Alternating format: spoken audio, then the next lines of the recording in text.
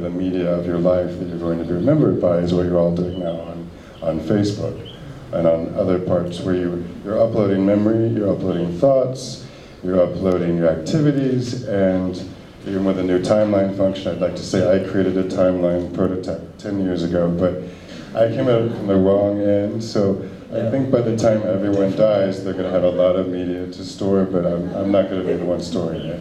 Yeah. But I think that the very potency of all that media has removed the significance of having this piece of stone that you go to as a place of memory. I think as we've all been dislocated in a way from a concept of home or the place where our ancestors have been, we're all scattered about. It's the same, and we don't think necessarily of where we're going to die. We're not going to die next to our parents, probably. They might be in the sea if they're in California. We can't find them. So it's transitional. Yeah, but I always thought that notion of the gravestone was always connected to kind of displacement or substitution for the body. Yes. And so you're saying that that's not so much the issue anymore, it seems. Like we already don't really care, even now as we're alive, about our body. We care about the image of our body, well, the media. Let's explore it. How do you want to die?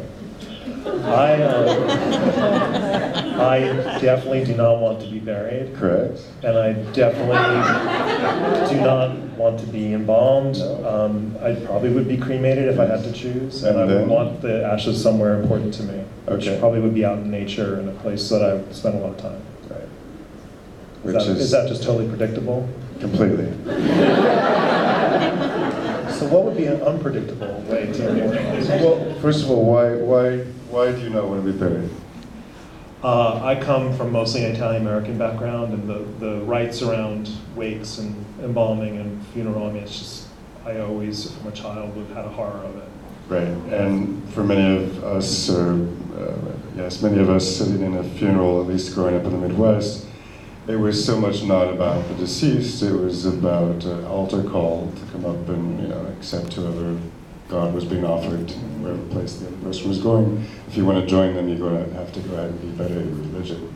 And I think that turned a lot of people off. I think that we had a combination of commerce and religion, and the 20th century that created my profession out of nothing, right, where before we'd been next to churchyards and so forth. And I think that's, it started in San Francisco, but there was a wholesale rejection of the entire tradition. And that's now what someone who's, I don't want to profile you, but that's what you're going to do. Unless there's something that's offered to you that resonates more. Yeah. Is that something you're actively involved in? But you don't want to stone. No. No. No, I'm an historian of the avant-garde in the 20th century, and one of my favorite quotes is by the surrealist Andre Breton, who said, it's a crime for a man to leave any trace after they're gone. That's a paraphrase, that's not exact. Leave no trace. That's Dada surrealism, that's something I've devoted my life to, but I could think of more meaningful ways that would be meaningful. Yeah, but what about your books?